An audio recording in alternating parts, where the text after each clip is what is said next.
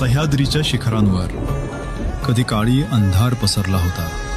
भक्तांच्या हाकांना कोणीही उत्तर देत नव्हतं. धर्म अंधारात हरवला, शौर्य संपलं आणि भूमी असुरांच्या पावलांनी थरथर कापू लागली.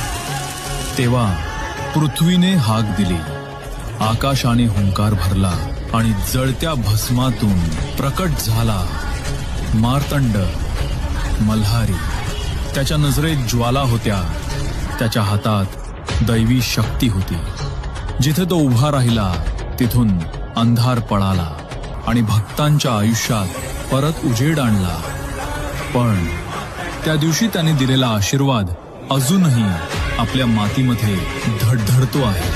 आणि आज तोच देव, तोच रणवीर, तोच शक्तीचा अवतार पुन्हा येतो. पण यावेळी हातात तलवार नसेल तर आशीर्वाद असेल, रणांगण नसेल तर गल्ल्यांमधला उत्सव असेल.